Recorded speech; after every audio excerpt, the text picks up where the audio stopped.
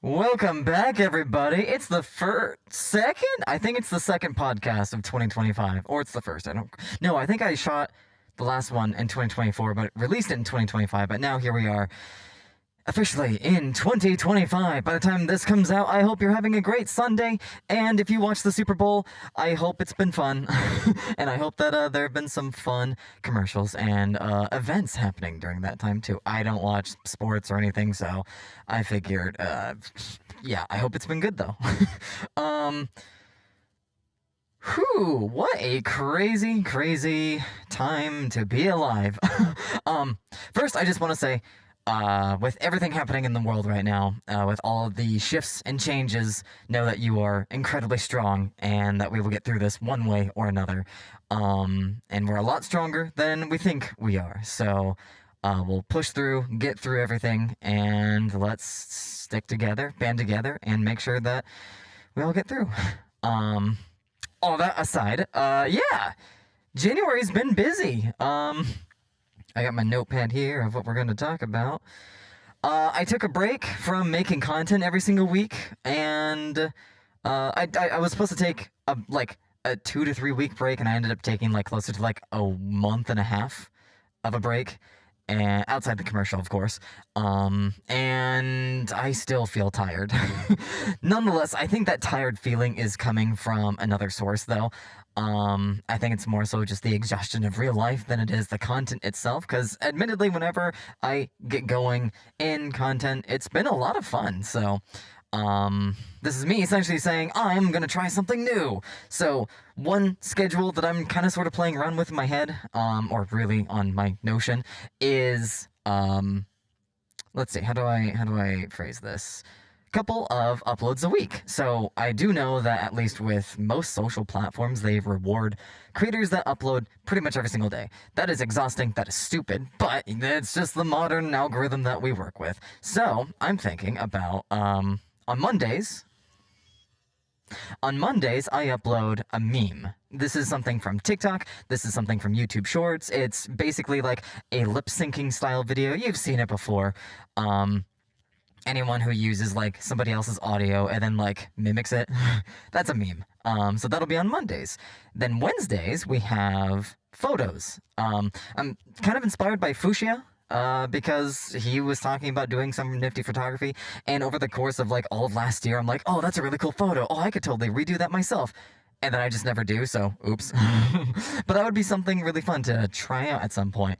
Um, and then number three, and that would be Wednesday? Yeah, Wednesday. And then on Friday, I would have an actual skit. So instead of having a skit every single day, it would just be on Fridays.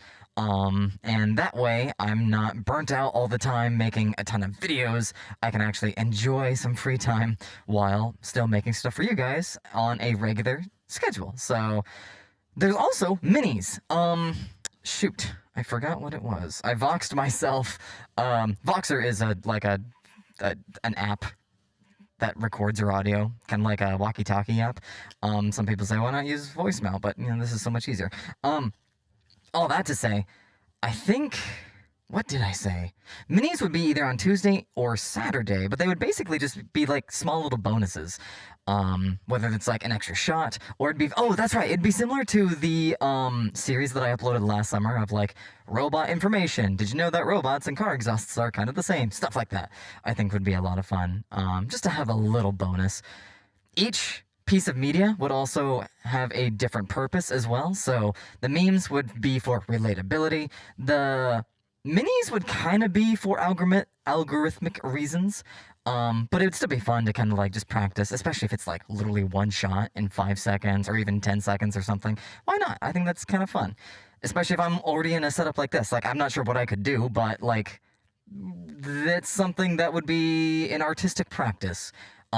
Photography, that would be just artsy practice. It would be great to practice, say, poster work or recording more outdoors or something like that. Especially since photography is such how should I phrase this? I was about to say an easy skill, but it's not. It's everyone could be a photographer because of cell phones now, but it's like the composition and the lighting and even how you post correct things later, I think could offer some unique new skill sets. And then the skits is obviously good practice for the sake of making circuit breakers happen and better, bigger future projects. But yeah, now that it's ooh man, it's Saturday as of recording this, and it's officially a week into February. I'm excited to get back into things. Last week I focused on the store, and the week before that I focused on the store. Didn't quite get as many sales as I was hoping, but that's okay. It's still some good practice. I really wanted to experiment with this wave in character-centric stuff, so less about like general sci-fi and more about the characters. And I think I'm gonna try a mix of both next time. There's some characters here, but also just more advertising too. I think I definitely need to advertise that I have stuff more often. But I also just don't want to make store-related things, because at the end of the day, I don't know, fuck capitalism. Well, it's stupid, but anyways, I think I'm holding this microphone wrong. Here we go, yeah. Not that it actually technically matters, but there you go, prop. But yeah, the store's doing okay for the most part. I'm really happy with the artists that I got to work with. So, the first guy, Max Level Hazard, he helped make the Stay Artsy sticker. Or really, he made like a really cute chibi of me, and I rolled with it and made like Stay Artsy under it. And the acrylics are still being worked on as far as... No, I think they were just shipped. And the other merch is still in transit. I think they should be here pretty much any time now. I think they're still in California or something, but they should be getting here at any point. I'm very excited because I got like a QR code that leads you to MozaicStudios, and I really hope that it actually works. I have big robot energy, small robot energy. I bought myself a couple of things. Things that I genuinely would like to have, but also I could use them for like little plugs here and there and skits and sketches and stuff. But yeah, anyways, Max made that along with a VTuber that you guys may have seen on Twitch, which is adorable. Oh my goodness, he's so cute, and the amount of expressions that I have, I don't know, it's so adorable. It's so cute. It's something that I wish in live action I could actually do, or if I had like a VR glove that made different expressions based on the hand gestures, that would be so wicked. I know it's possible. I just need to learn it. I just need to dive in and actually do it, but there's several other things I'd like to do as well. So one thing at a time, I suppose, right? But then there is Egg Butnick, who made a ton of chibis of all of the characters, so including me. There's also Lux, D3, and Astro. I absolutely adore his art style. It's wonderful, and we got to make stickers out of them. And I tried out also making a whole sticker sheet, so I'm very, very excited for that to come in as well. Check them both out down below. They're both wicked, amazing artists, and they definitely deserve all the attention that they could be given. And then some. But yeah, that's pretty much like the biggest update for store stuff. We went to Sandbox Seattle, which is a brand new studio. On the behind the scenes note, I'm helping them in some ways. Like I put my name on the lease with them, and they've been amazing. Like they don't need my money, they just need my name on the lease. That way they can even rent the space, and they've been doing pretty darn great for the past while now. There's just a lot of in-between stuff that we're working on. So, like, making sure that there are more people to sponsor the studio, making sure that more people are even aware of the studio. One thing I'd like to do is give them a couple of videos. So, like, there's one video idea where I'm like, oh, let's take 3 lights, 2 photographers, and 1 model, and each are given more or less like an hour. First, it's this person, you have an hour, just make some cool photography. Then there's this other person, make some cool photography with all the same materials, aka the model and the 3 lights. And then let's do a comparison of how each style is different, but unique and valid at the same time. And I think that's kind of a nifty idea. It would take place in Sandbox's studio, but it'd be more so about the photography. And I think that would be a really nifty way to like showcase what one could do with that studio. It's also based in Seattle, which isn't exactly the most well-known space or city for media, but that's okay. That's okay. It'll just be interesting, especially Seattleites tend to stay indoors a lot. They don't go outside. I mean, you can literally see behind me how gray it is. It's not the most welcoming city to just walk around and such. And so I'm hoping to advertise more so on the digital side of things. I think the heads of the studio are focused more on the in-person side, and I think between both we'll be able to build this studio further off the ground. It'll also just take time too, which, whew, we'll get there. We'll get there one way or another. All that to say, I got to use that space, and it was really cool actually having like a huge amount of space to use. Right now, I'm in a pretty decent sized spot. I have a lot of clutter, but outside the clutter, I actually have quite the decent amount of space to record skits and sketches and stuff, set up some lights. But I'm kind of noticing right now that after all the sketches that I've made, I'm kind of figuring, man, it would be nice to have more space at some point. But to each their own, it's fine the way it is. Um, but what was the other thing I was going to say? Yeah, so that's kind of a nifty thing that's been going on as of late between the store, the studio, and whatnot. Um, we also just wrapped up other work stuff. So I posted this on Patreon. Yes, Flight Risk, which is something that I started back in like December 10th.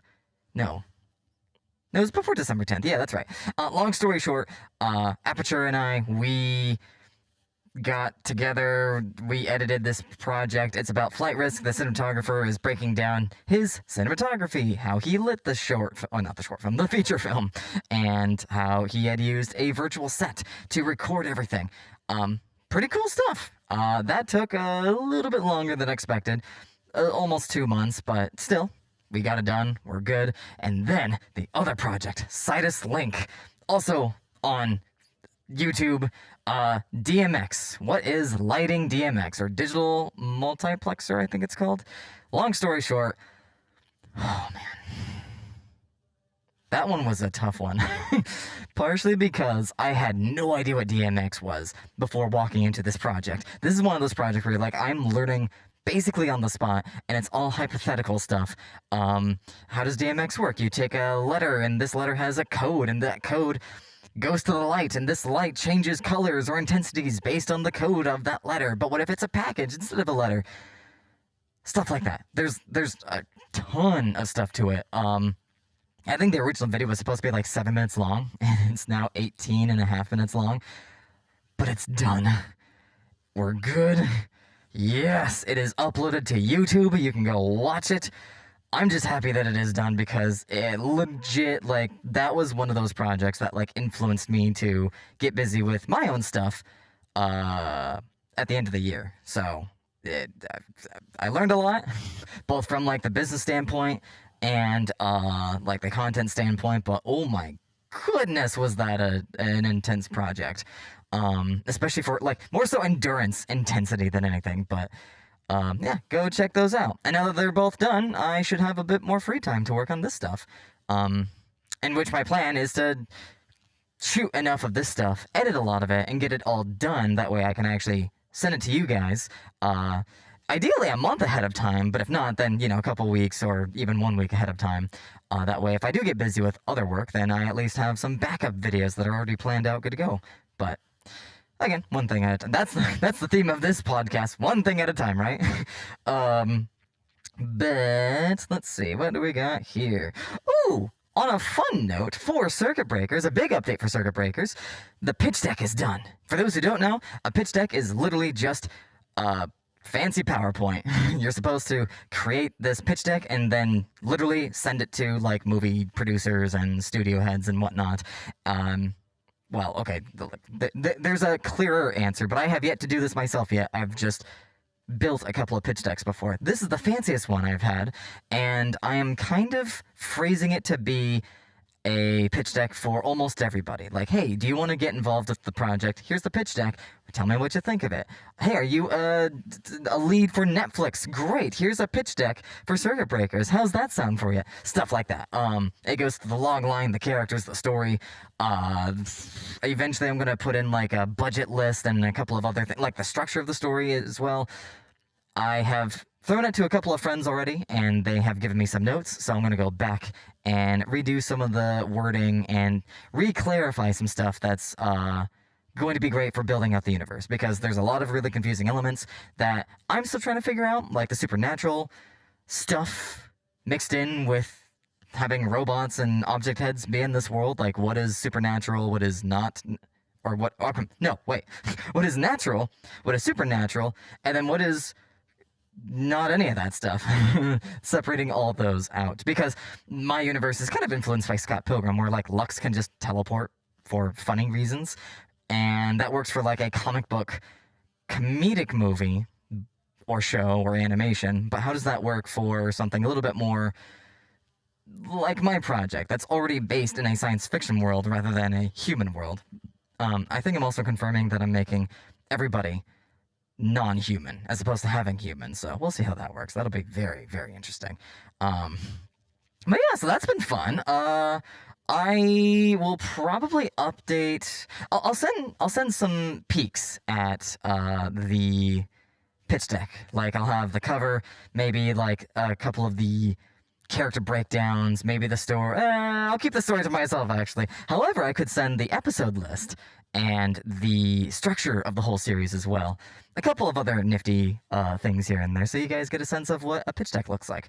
My biggest reference for making a pitch deck was honestly the Stranger Things pitch deck. They called it Montauk or something. You can look it up, you can find it. There's that one. There's a friend of mine who sent his, along with the Adventure Time pitch deck. And between those three, I had a pretty nifty or clear idea on what to do for a pitch deck. Yeah, honestly, if, and, oh, one big thing I learned was just make it visually stunning, make it short, easy to read. It's a PowerPoint. Get through it as much as you can. Take down the words as much as you can. I know there's a lot of words in the Montauk or Stranger Things pitch deck. However, it still reads pretty smoothly, so if you're going to make it long, make it smooth. And that's not within my forte, but that's also why I have a couple of friends that are reviewing it as well. But I'll probably work on that a little bit next week or into this new week. Polish it up, resend it out, and then I have a pitch deck ready to go for anyone to check out. So I'm excited. I'm very, very excited. This is also the first time I'm really nailing down the story of Circuit Breakers, what it's going to be, how it's going to turn out, stuff like that. So I'm excited to show you guys when we get there. Let's see, what else do we got? This is a fun one. Okay. Being horny on Maine. Okay. So I'm sure a lot of you have probably noticed, like, oh, there's more, like, spice in this than I thought. Or, wow, lo-fi is slightly, not as pure as, the character seems to be. And, yeah, I would agree. It's an interesting discussion because I look up to a lot of, like, clean artists. So, like, there's Tracy from Lackadaisy Cats and such. None of her work is ever at all spicy. However, there's, like, maybe hints to, like, oh, these people were in a relationship or something, or these people have had history before, whatever the case is. I don't know. I think it's naturally... Thank you, phone. Being open to spicier things, I think, isn't a bad idea. I mean, my stuff is already 18 plus, as a warning. I mean, it's technically meant for almost all ages, but in all ages, I mean, like, the majority. Think Hazbin Hotel and Hell of a Boss. Yeah, they're technically meant for, like, TV 14, I'm sorry, TV 17, or, like, mature audiences, adults. But, you know there's gonna be a bunch of kids watching it, or at least, like, teenagers, you know? And that's not up to the creator, that is up to the parents, or the parental figures of those kids, so... here we are. But, yeah, I don't know, it's interesting. In this world of circuit breakers as well, I kind of want to demystify a lot of stuff. What is taboo in our culture, and get rid of that taboo. It's been interesting, because, like, the more I'm growing into a couple of other robot communities, the more comfortable they seem to be in, one, their own skins, / sexuality, / metal, and then two, they're, like, on top of being comfortable, they're open to talking a lot about that stuff, which I think is really cool. It's something very encouraging, and it's something that's almost a little bit weird for me because I'm like, wow, you guys are really open about this, and you guys have a lot of experience in this, and it's all done very casually too. I like this. This is cool. Let's dive into it. And so I'd like my universe to kind of reflect that. It's not about that stuff. It's just kind of world building a bit. And so in a way, I feel like being more open to, quote, being horny on main, I think is fine. So long as it's not diving straight into like not safe for work stuff. When it comes to DMs, totally open to that, but in terms of the public image, no, sadly not. Mostly for like business reasons. Like, I don't know, if I'm using a Sony camera right now, so if I want like Sony to sponsor me and I want to talk about camera stuff, probably won't be able to talk about some really intimate topics while holding a Sony camera. However, maybe for a story, there could be some nifty tidbits here and there. Or if fans want to make something, I am absolutely A-okay looking at that stuff. But otherwise, that's kind of a nifty situation that I'm in. There's one other thing. Oh yeah, Valentina V. So one of the other reasons why Valentina V is so awesome and so cool is because being, quote, horny on main isn't just about being horny. Like, for her, seeing some of her beauty stuff, it's kind of more about, like, being proud in one's sexuality or being proud to be somebody as opposed to hiding who you truly are, and I absolutely love that. In a way, looking at Bayonetta just, like, owns her sexuality. Like, yeah, she is sexy, and she just owns it rather than tries to, like, hide or whatever. Like, cool, that's great, that's awesome. It's, like, not, I mean, it's weird because it's like not about arousal, it's more so just about expression, even if that expression could be tied to arousal, but it's not about that, it's about this other thing. I don't know if that makes any sense. But, and I'm not an expert on this stuff at all, but I thought it's just, I don't know, it's kind of nifty, kind of groovy. All my stuff will remain clean, or at least like PG-13. If you're on my live streams, then sometimes we talk a little bit spicier. But in terms of visual stuff, I don't imagine anything that is like rated R. At least not without some warning. Which I guess kind of dives into a little bit of the different stories that I have, because like it'd be kind of nifty for some stories to like be like super clean. This is like for all audiences, and then for others to be rated R because of, again, self-expression. Like, for example, the first season of Circuit Breakers is about myself, or at least character me, and my friends trying to make it as artists. For the most part, it'll probably just be like a very clean like show with like a few nods, winks, and here and there moments. But then say season 2, Electric Wallflower, that one's about a robot and an alien falling in love. That could be a lot more explicit. Think Call Me By Your Name. That's kind of the route that I'm going. Like Call Me By Your Name meets E.T. meets Shape of Water. I think that one might be rated R. We'll see. We'll see.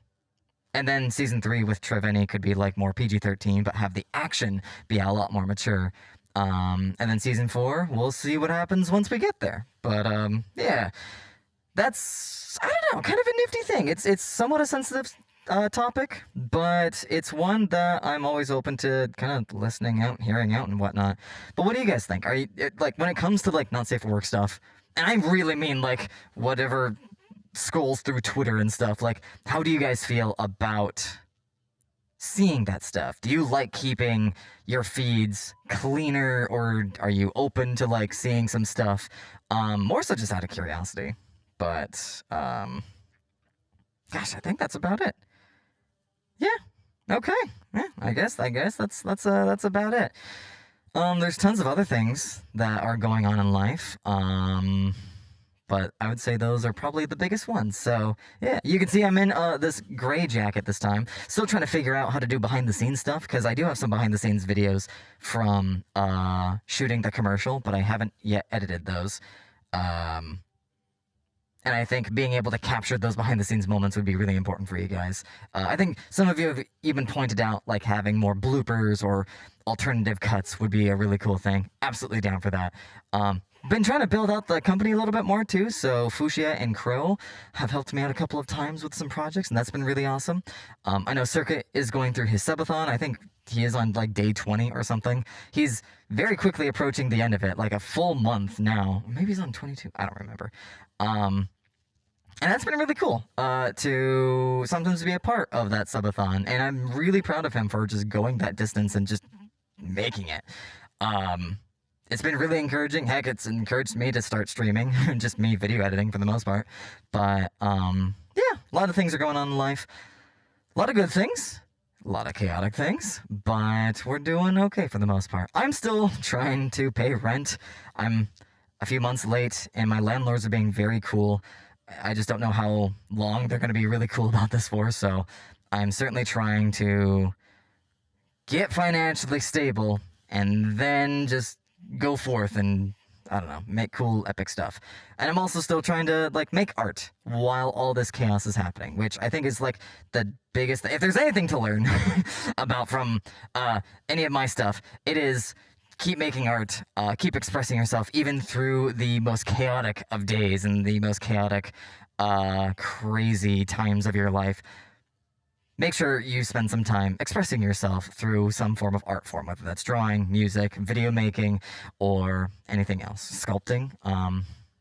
I did start working with the Bainbridge Island Art Museum. That's really cool. They're all about the arts over there, so that's been sweet. But yeah, anyways, thank you guys for watching. You can find me in the socials down below. I mean, you're watching this on Patreon, so you know where to find me. Sometimes I live stream, mostly just me working. I do want to start, I think on Wednesdays, I want to start diving into Blender. I don't know, we'll see. There's like a lot of tutorials I want to try out. Clinton Jones just uploaded a new 3D challenge, and I really want to dive into that one. I have no idea where to start, but at least like I want to spend like a full day on that stuff where I'm not distracted by anything else. Oh man, but something for next time, or something for the rest of February. So we have the rest of February into March, and then some more fun times are ahead. So heck yeah. How's your guys' 2025 started so far? Outside all the chaos of the world, how are you doing, and how has life been? My phone is just going absolutely bonkers right now. But how are you guys doing? Are you guys working on any fun projects, any personal projects? Are you working on working out? Are you getting healthier? Are you trying out some new nifty lifestyle choices? Let me know. Bam! Okay, I cut because that ending was awkward, but anyways, thank you guys for being here. I hope you have been well. I hope you're continuing to press on, and until the next time, stay artsy. I was supposed to record a lot more today. The frick was that? Okay. I was supposed to record a lot more today. Oh, it's you! But I lost track of time, and I'll probably just record more tomorrow. Just prep some stuff. I got a Valentine's Day video to make, and the goal for that one, I have the script written out of me in, like, a maid outfit, but I'm like, wait, shoot, this doesn't relate to Valentine's Day whatsoever. Let me try correlating that. And maybe it doesn't need to. Maybe it just so happens to take place on Valentine's Day, and Lux is pranking me with something. But do you like my lighting setup, by the way? It's just cafe string lights, some practicals outside, the sun, or now the lack of, and then an Amaran P60C on a little light stand just shining directly at me. And that's all this is. Okay, see you guys later.